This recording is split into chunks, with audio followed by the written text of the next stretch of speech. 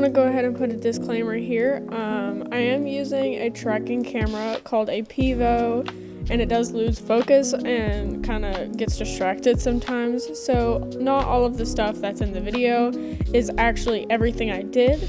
And number two, this is my very first horse to put on the pattern from scratch, so please be kind, and if you have any advice or tips, please make them constructive. I am not going to argue with anybody, and this is just the way that I am putting her on the pattern. Since she's not going to be an actual barrel horse, this is just to give her something else to learn. Alright, now back to the video. So obviously the first thing I did was warm her up. I obviously loped her too, but my camera stopped recording for some reason. But there's her stop. She has such a good stop, obviously from breakaway, but she is such a cool horse. She has such good handle and stuff on her.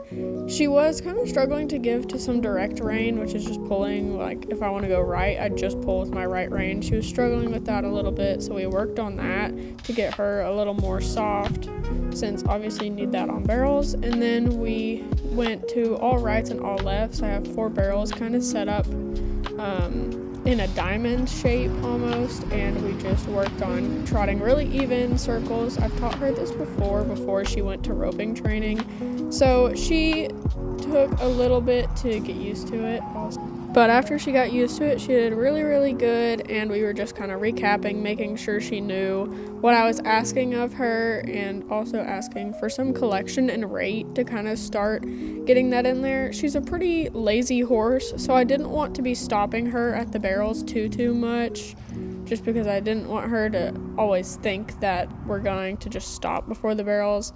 And then we did all rights and all lefts loping, and she did super duper good. Again, like I said, since she is a little lazier, we had to keep that forward motion around the barrels. That's the number one thing. You don't want to stop behind the barrels. And she did really good. She was picking up onto it pretty quick, and I'm super proud of her, like for her first time going around the barrels for real. She did really good, and obviously there's her stop.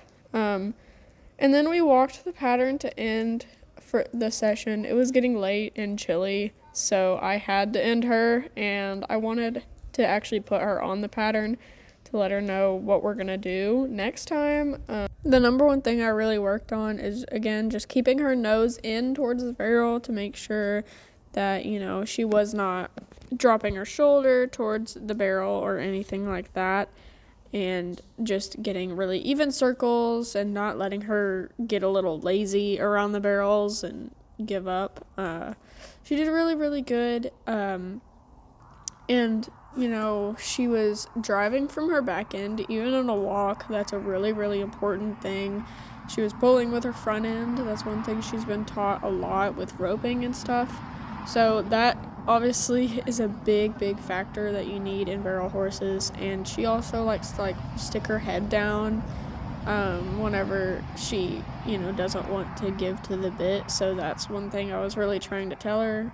And she did the crossover so beautifully, and I'm so proud of that. Like, she brought up her front end so well, and obviously we did turn the third barrel, but my camera stopped, so that's the end of the video.